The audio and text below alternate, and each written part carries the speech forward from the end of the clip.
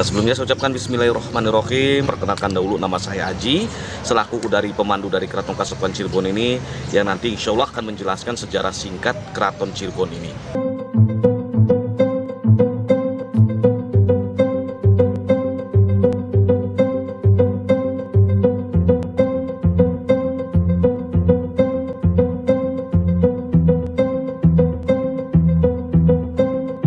Keraton ini dibangun pada tahun 1430 Masehi dengan nama Keraton Pakungwati.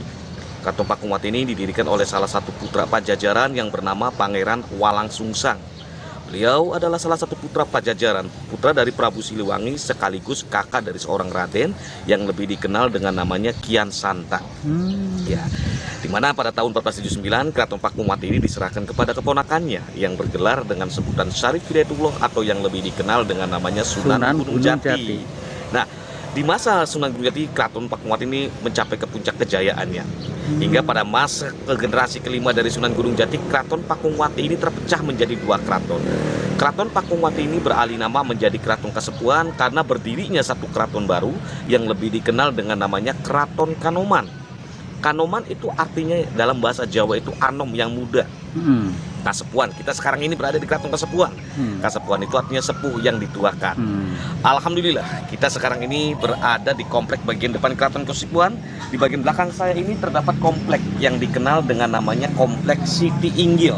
Siti Inggil. Siti dalam artian bahasa Jawa, si lokat Cirebon di sini, Siti itu tanah, Inggil itu tinggi. Tanah tinggi yang dahulu dijadikan sebagai podium tempat duduk raja. Kebetulan nanti kita bisa naik ke atas, kita bisa melihat bagian pondasi-pondasi bangunan-bangunan di bagian dalam.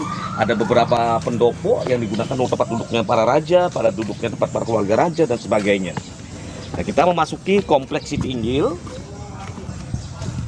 Setelah memasuki Kompleks Siti Inggil, di samping sebelah saya ini ada sebuah pendopo namanya Mande Malang Semirang. Mande Malang Semirang ini dahulu difungsikan sebagai tempat duduk sultan atau raja berserta dengan keluarganya, di mana raja duduk di sini sambil menghadap ke alun-alunnya sambil menonton satu pagelaran latihan peperangan yang dilaksanakan pada hari Sabtu yang lebih dikenal dengan namanya Sabtonan. Sabtonan. Sabtonan itu yang berarti dilaksanakan tradisi acara peperangan pada hari Sabtu. Lalu di samping alun-alun pun di sebelah barat ada sebuah masjid ya. Ada masjid yang sangat fenomenal, yang sangat terkenal di Cirebon ini, yang dibangun pada masa para wali, yaitu dibangun pada tahun 1500 dengan arsiteknya bernama Sunan Kalijaga, yang dipimpin langsung oleh Sunan Gunung Jati. Masjid Agung Sang Cipta Rasa ini ada satu tradisi yang sampai saat ini masih diselenggarakan. Tradisi yang lebih dikenal dengan sebutan tradisi azan pitu. Azan pitu. Azan pitu itu apa sih Pak? Mungkin pertanyaannya di para pengunjung di sini. Azan yang dikumandangkan 7 orang serentak bersamaan ketika umat Islam akan melaksanakan sholat Jumat berjamaah. Lalu khotbahnya di Cirebon ini khususnya di Keraton tidak menggunakan bahasa Indonesia, tapi hanya menggunakan bahasanya pun Arab. Bahasa Arab. Bahasa Arab. Jadi masyarakat yang ingin sholat di Masjid Agung pada hari Jumat mau mengerti ataupun tidak khotbahnya yang dibicarakan, yang diucapkan di sini, yang penting tujuan masyarakat di sini ikut sama-sama berjamaah dahulu. Nah, hingga saat ini hanya pada hari Jumat saja dikumandangkannya, dan khotbahnya pun hari Jumat diucapkan di sini. Nah, lalu di dalam Kompleks Siti Inggil ini pun selain tempat duduknya raja, di sebelah timur ada tempat duduk para penasehat raja. Ini pendopo kecil. Ini yang dahulu dipergunakan untuk penasehat raja dan jaksa pepitu, yang konon cara duduknya sambil bersila menundukkan kepala. Kalau tidak nunduk kepalanya resikonya kejedot atau kejedur. Ini adalah simbol menghormati raja yang duduk di Mande Malang Semirang ini. Lalu di sebelah baratnya tempat duduknya para pengiring-pengiring raja yang dikenal namanya Mande Pandawa V, tempat duduknya para panglima perang. Di belakangnya ada Mande Karsmen lagi. Ini kebetulan kemarin baru dipergunakan pendopo yang paling ujung. Dipergunakan pada tanggal 1 Syawal dalam rangka penabuhan gong yang sangat sakral di Cirebon. Gong yang lebih dikenal dengan namanya gong sekaten. Gong yang dibunyikan pada saat sholat Id, Idul Fitri ataupun Idul Adha, yang konon digunakan untuk menyambut Sultan sehabis melaksanakan sholat Id. Lalu di belakangnya, di sampingnya lagi, ini yang terakhir ada pendopo namanya Mande Palinggihan. Dahulu difungsikan sebagai tempat duduknya para pengiring-pengiring raja, para keluarga raja. Dan di sini selain nama tempat pengiring juga Mande Palinggihan yang difungsikan di sini. Di belakangnya ada satu batu. Ini yang sangat unik juga batunya ini, yang dikenal mungkin batu ini dengan simbolnya batu Lingga dan Yoni. Lingga dan Yoni. Lingga itu artinya yang berdiri. Kita simbolkan dalam artian di sini sebagai simbol alat kelamin laki-laki. Oh. Yoni yang duduk di sini. Ya kita simbolkan sebagai simbol dari alat kelamin perempuan.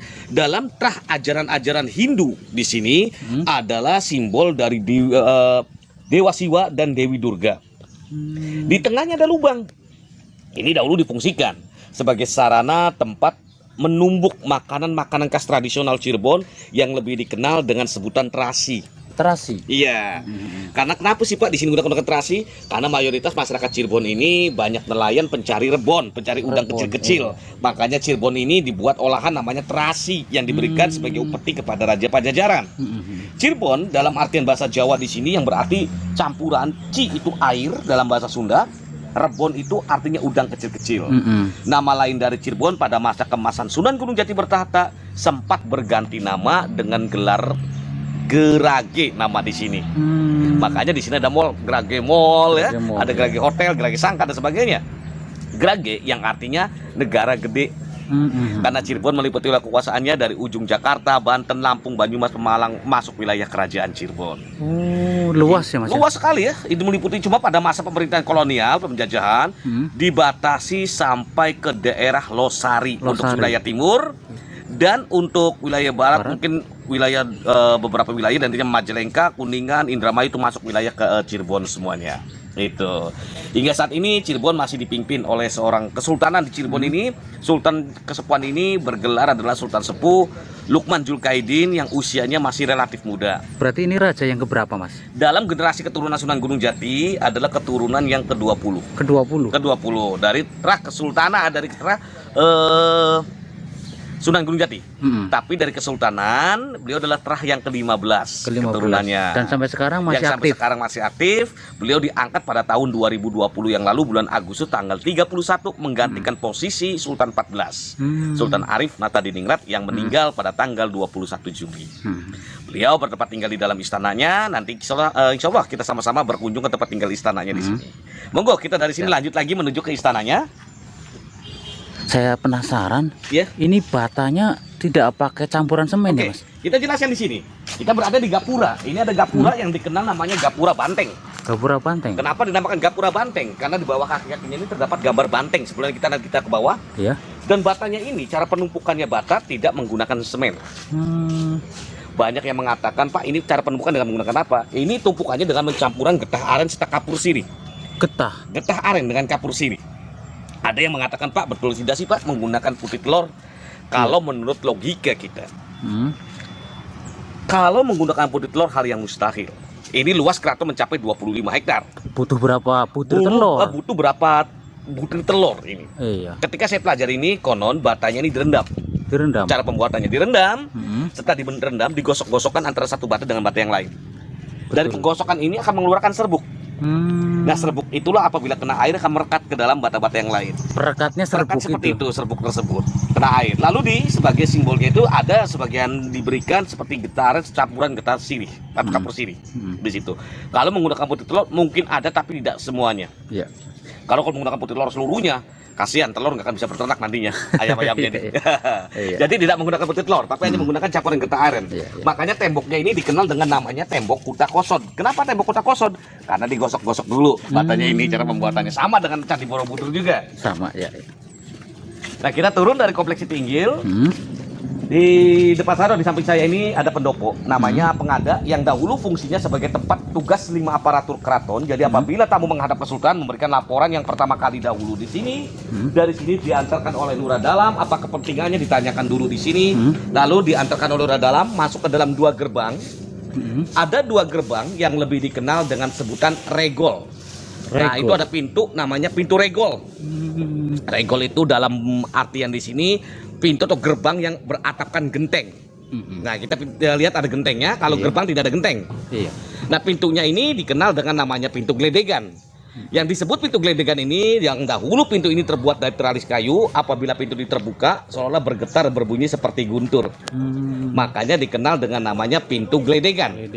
Cuma sayang pintunya sudah diganti. Yang masih asli adalah atap-atapnya saja, kayu-kayunya saja. Dibuat dari tahun 1529 Masehi. Yang konon cara pembuatan kayu ini sangat unik, yaitu dengan cara dibacem. Dibacem. Nah ini kayu yang dibacem bentuknya seperti ini. Cuma sayang pintu sudah diganti. Ini kayunya dibuat pada tahun 1529 dengan cara dibacem, maksudnya direndam dengan air atau lumpur. Oh. Ini difungsikan untuk menguatkan kayu dari rayap. Yang kedua, kalau kita perhatikan juga tidak menggunakan paku. Ini walaupun banyak paku, ini sebagai simbol penempatan untuk kabel-kabel saja. Oh iya, bekas kabel ya. Bekas kabel. Ini pakunya ini terbuat dari pasak. Pasak itu paku yang terbuat dari kayu. Iya, iya. Itu. Nah ini masih orisinil, cuma gentengnya tidak seperti ini dahulu, jadi menggunakan genteng sirap semuanya. Iya. Karena pada masa pemerintah Sunan Gunung Jati tidak menggunakan genteng, tapi menggunakan sirap. Nah lalu di sebelah barat ini ada musola kecil. Ini musola yang dibangun pada masa Sunan Gunung Jati, yaitu musola Sunan Gunung Jati dikenal Langgar Agung. Langgar itu artinya musola. Iya. Agung itu gede, jadi sebetulnya bukan musola gede, tidak. Ini Langgar Agung, musola kecil artinya. Musola kecil ini difungsikan 1 tahun sekali dalam rangka acara Maulid Nabi.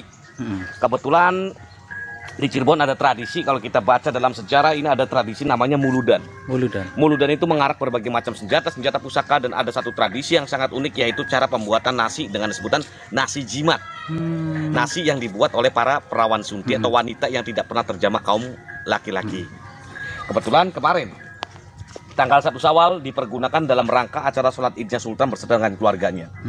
Dari sini Sultan melaksanakan sholat id di Masjid Agung yang ada di depan, yang di Masjid Agung tersebut dengan masyarakat. Ini menandakan bahwa seorang raja harus dapat berbaur dengan rakyatnya dan tidak boleh sombong kepada rakyatnya. Betul itu. Nah, cuma sekarang banyak pemimpin yang sudah menjadi pemimpin tapi lupa kepada rakyat. Nah, kita lanjut ke bagian dalam istana. Mohon maaf, ini musola masih dipakai. Musola ini masih dipergunakan, masih dipakai, masih aktif untuk masyarakat umum ataupun para pengunjung ketika melaksanakan sholat fardu. Oh begitu. Iya, ini masih dipergunakan sampai sekarang ini. Artinya dibuka untuk umum begitu. Dibuka untuk umum. Nah, kita memasuki pintu yang kedua, yaitu pintu gledegan atau pintu regol yang kedua. Juga sayang pintunya sudah diganti. Yang masih asli tetap adalah kayu-kayunya saja. Dibuat tahun 1529. Kita belok ke sebelah kanan. Di depan kita ini ada satu taman. Ada taman yang merupakan salah satu taman bundaran Dewan Daru. Taman bundaran Dewan Daru ini di tengahnya terdapat 2 patung macan putih yang merupakan simbol bahwa Cirebon ini adalah penerus kerajaan Pajajaran. Karena Cirebon ini adalah cucu dari Prabu Siliwangi. Cucunya Kita simbolkan di sini buat cucunya, karena Prabu Siliwangi mempunyai putra putri yang bernama Pangeran Walang Sungsang, Dimas Larasantang, dan Raden Kian Santang. Ya. Nah, di samping kanan kirinya ada 2 meriam. Nah, ini meriam ini adalah simbol pemberian dari kerajaan Galuh Pakuan, di mana rajanya itu pada masa berjaya bernama Prabu Kabunangka. Di tengahnya ada meja dan kursi dari batu. Ini yang dibawa langsung dari Kalingga Gujarat India. Yang membawanya ini adalah Dr. Thomasis Raffles Arnoldi, penemu bunga Rafflesia. Di depannya ada patung kecil. Ini bukan patung tikus ataupun patung babi. Ini adalah simbol dari patung lembu, anak sapi, yang merupakan bahwa Cirebon ini adalah penerus ataupun sebagai simbol penghormatan kepada ajaran-ajaran Hindunya. Karena sebelum masuknya ajaran Islam di tanah Jawa di sini, Indonesia ataupun Jawa di sini sudah diperintah oleh kerajaan-kerajaan bermotifkan Hindu semuanya, beragamakan Hindu.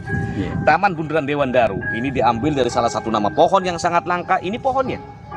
Yang usia pohon ini sudah mencapai di atas 100 tahun lebih. Cuma ada 3 pohon yang disakrakan, bukan disakrakan ya, dituakan. 1, 2, dan 3 di samping-samping istana. Pohon Dewan Daru ini sampai saat ini oleh pihak kalangan keluarga raja abdi dalam di sini dijadikan sebagai bahan campuran pembuatan ukup. Ukup itu kalau wangi kita, ya Mas ya? Wangi. Kalau ukup itu semacam seperti kemenyan. Makanya kita mengandung filosofi, mungkin orang awam mengetahui bahwa kemenyan itu dijadikan sebagai tempat untuk ritual. Tapi saya luruskan di sini bahwa kemenyan ini digunakan untuk sarana mengharumkan ruangan. Kalau kita sering membakar dupa di Cirebon ini fungsinya untuk menguatkan kayu dari rayap. Kita boleh buktikan barangkali para pengunjung, para masyarakat boleh membakar dupa dan membakar di setiap area rumah. Kita perhatikan kayu-kayuan di rumah itu jauh dari rayap. Nah, ini bentuk bukti kayu Dewan Daru seperti ini yang saya bawa adalah tongkat dari kayu Dewan Daru. Cuma tongkat yang sangat langka yang biasa dimiliki oleh para kalangan-kalangan tertentu saja. Mohon maaf, ini pohonnya sudah mati ya Mas ya? Ini tidak mati, ini masih hidup. Kering ini Mas. Nah, karena memang kering. Karena keringnya itu karena banyak yang mengelupasi para kulit-kulitnya di sini oleh para pengunjung. Ini masih ada daunnya seperti cemara. Ini menurut Dinas Pertanian yang dikenal dengan sebutan cemara laut. Cemara laut. Iya. jenis cemara laut, jenis cemaranya ini. Tapi kalau di keraton dikenal namanya Dewan Daru. Namanya Dewan Daru Keraton. Nah, lalu di sebelah barat ada bangunan yang dikenal namanya lunjuk. Lunjuk itu artinya ruang informasi yang kedua. Jadi apabila tamu menghadap ke sultan memberikan informasi yang kedua kali dahulu di sini, lalu tamu tersebut menunggu di sebelah timur. Ada pendopo namanya Sri Manganti. Sri yang itu artinya dalam bahasa Jawa itu raja, Manganti itu artinya menunggu. Menunggu raja, tamu tersebut diizinkan masuk ke dalam istana ataupun tidaknya. Di depannya ada gapura. Ada gapura yang lebih dikenal dengan gapura Wadasan, yang dimana dia ornamenkannya ada batik khas Cirebonan, batik yang lebih dikenal dengan namanya motif batik Megamendung. Nah ini batik Megamendungnya ini. Mungkin pengunjung banyak bertanya apa sih Pak arti Megamendung itu? Megamendung itu yang berarti mega itu kita simbolkan sebagai awan yang ada di atas langit, kita simbolkan sebagai pemimpin, mendung sebagai pencurahan hujan. Yang arti dan filosofi di sini, apabila kelak masyarakat kita ini menjadi seorang pemimpin, harus dapat mengayomi, melindungi rakyatnya. Nah, kita memasuki area istana utama dari Sunan Gunung Jati. Kita berada di bagian depan keraton yang lebih dikenal dengan namanya Jinem Pangrawit. Satu lokasi ini dikenal namanya Jinem Pangrawit, yang artinya Jinem itu ruangan, Pangrawit dalam bahasa Jawa itu kecil. Jadi ruangan kecil ini dahulu difungsikan sebagai tempat penerimaan tamu agung sultan. Sebelum tamu masuk ke dalam istana, wajib berhias diri dahulu. Ada 2 kaca cermin di sini. Ini diwajibkan untuk berhias diri supaya apabila dengan raja dalam keadaan yang rapi dan bersih. Di bagian dalam Jinem Pangrawit ini juga terdapat silsilah. Kita harus paham, di sini ada silsilah Sunan Gunung Jati yang diambil dari nasab garis ayah dan garis ibu. Nasab garis ayah Sunan Gunung Jati ini adalah putra Raja Hud dari Mesir. Menurut garis ayahnya, beliau bernama Syarif Abdullah, salah satu raja di bagian Mesir yang merupakan kerajaan kecil. Nasab Syarif Abdullah, kalau menarik nasab ke atas, menarik benang merah ke atas, beliau adalah keturunan langsung dari Syed Hussein. Syed Hussein ini adalah cucu dari Nabi Muhammad SAW.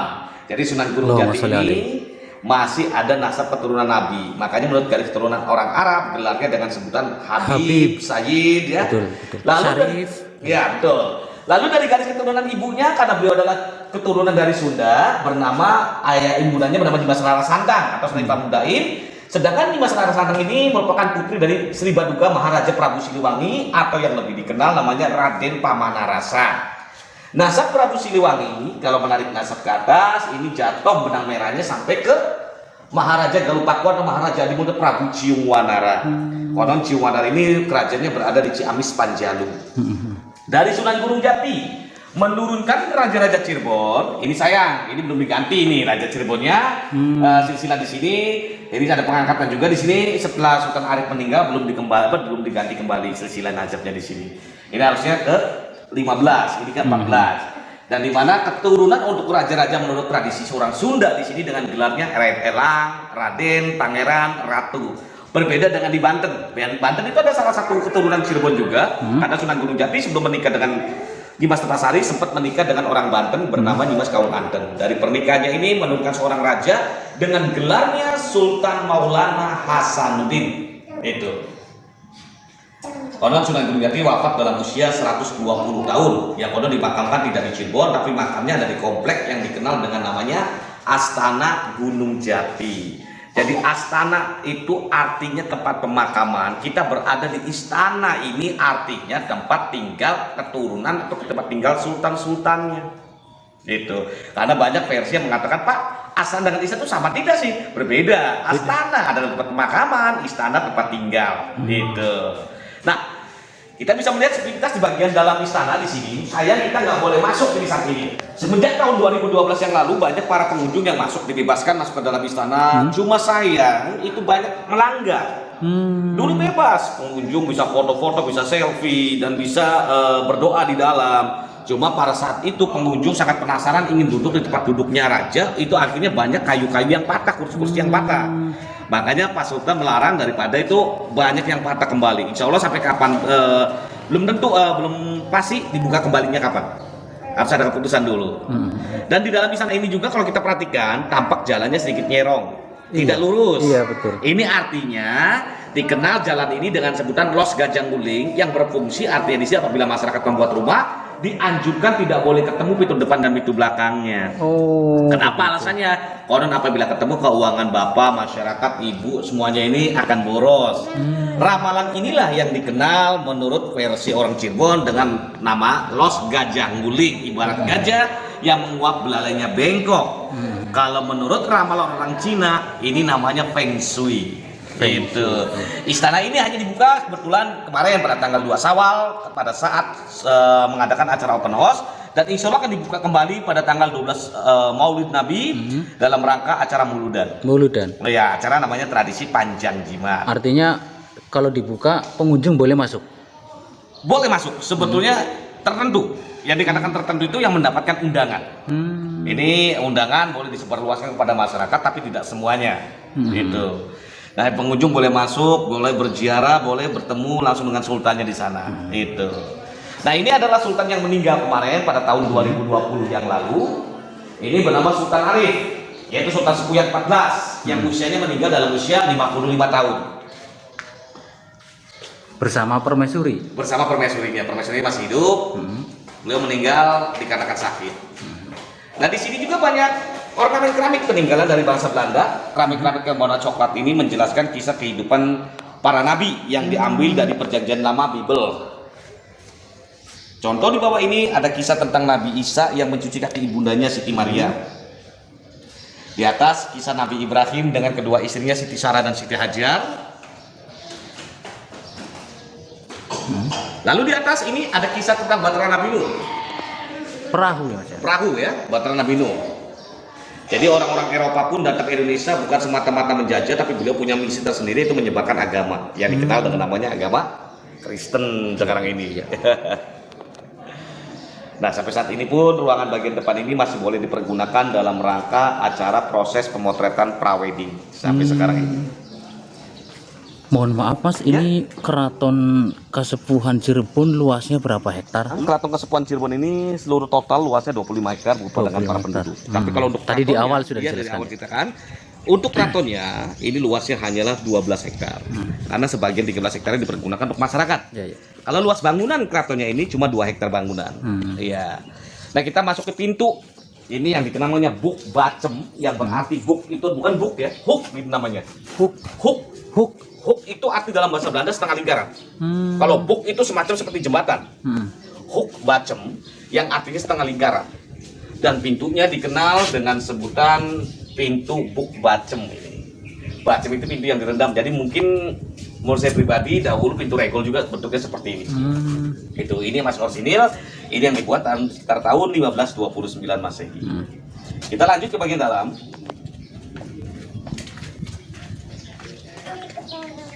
Nah, ini ada satu bangunan namanya Langgar Kecil, atau menurut tradisi orang Cirebon namanya Langgar Alit. Langgar Alit ini dibangun pada tahun 1529, dipergunakan 1 tahun sekali dalam rangka acara tadarusan di bulan suci Ramadan. Di mana di bagian ini hanya digunakan untuk tadarusan hanya untuk kalangan keluarga raja saja. Di tengahnya ada beberapa tiang mengandung filosofi yang artinya kepapat kelima pancer. Dalam tubuh manusia ini pasti ada kholinya kita. Dalam ajaran agama, para syekh, para ulama yang membawa nasab Syafi'i, Hambali dan sebagainya berpusat kepada satu esa, yaitu satu Tuhan. Itu ada empat ya, satu tengah-tengah itu sebagai Allah Subhanahu Wa Taala. Ini nasab manapun tetap berpegang teguh pada Allah Subhanahu Wa Taala. Ini masih orsinil dan lantainya itu dibawa dari Belgia sekitar tahun 1700-an. Makanya ini adem sekali. Oh iya, adem sekali ya Mas. Nah, itu di paling ujung adalah tempat tinggal Kaputren, tempat tinggal putri-putri raja pada masa itu. Hingga saat ini masih dipergunakan, tapi mohon maaf kita nggak bisa ke sana. Karena bisa ini masuk, masih dihuni ataupun ditempati oleh putri-putrinya beliau. Itu. Kita ke samping dulu sebentar ke Kaputran. Ini Kaputrennya, ini Kaputran sebelah sana. Kebetulan di Kaputran ini lagi ada pertemuan dengan sekretariat pendaftaran relawan Palestina. Itu yang lagi bertemu dengan sultannya. Ya, kita belok ke sebelah kanan, kita memasuki area yang sampai saat ini masih ditempati oleh keturunan-keturunan langsung. Ini merupakan tempat tinggal Sultan dan Gusti Pangeran sebelumnya. Cuma sayang mungkin kita nggak bisa ke sana, lagi ada pertemuan, kita hanya dibatas di sini saja. Tidak bisa masuk ya? Kita bisa sebentar, tapi kita hanya dibatas ini nanti. Oh gitu.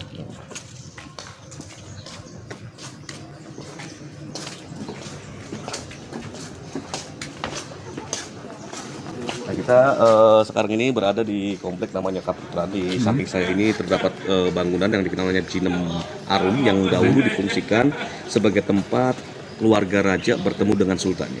Jadi walaupun kita keluarga, untuk bertemu dengan sultan kita wajib untuk menunggu dulu. Jadi ada tata krama dan ada aturannya di sini. Iya.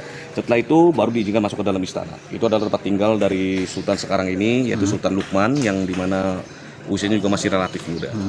Nah, di samping di belakang dari bangunan ini sampai sekarang ini masih ditempati oleh para kalangan keluarga raja, oleh para keturunan-keturunan dari Sunan Gunung Jati, dan di mana beliau juga bisa ditemui sampai saat ini. Kita bisa bersilaturahmi, kita bisa mengadakan doa bersama dengan beliau. Gitu.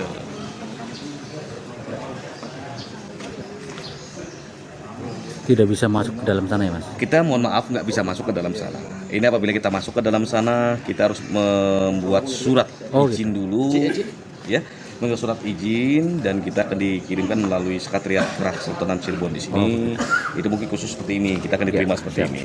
Kecuali kita secara pribadi bertemu langsung dengan Gusti Pangeran sepupunya, kita langsung bisa ketemu, kita bisa foto bersama, kita bisa silaturahmi bersama dengan beliau. Tapi tergantung kita kembalikan kepada para pengunjung, karena kami tidak bisa memaksakan seperti itu. Alhamdulillah berakhirlah sudah kita kunjungan di Keraton Kasepuhan Cirebon ini. Semoga penjelasan dari saya ini mendapatkan berkah rahmat dari Allah Subhanahu wa taala, Amin, ya Rabbal alamin. menambah pengetahuan kepada masyarakat umum. Semoga dalam kunjungan ini kita diberikan rahmat berkah Allah Subhanahu wa taala. Amin, Kurang ya Rabbal lebihnya alamin. saya mohon maaf apabila ada kata-kata yang kurang berkenan, namanya pemandu, namanya manusia, pasti ada satu kata-kata yang kurang berkenan. Dengan ini saya mohon maaf sebesar-besarnya. Dengan ini saya tutup, saya akhiri dengan mengucapkan wabillahi taufik wal hidayah. Wassalamualaikum warahmatullahi wabarakatuh. Saya ucapkan selamat berwisata di Keraton Kasepuhan Cirebon.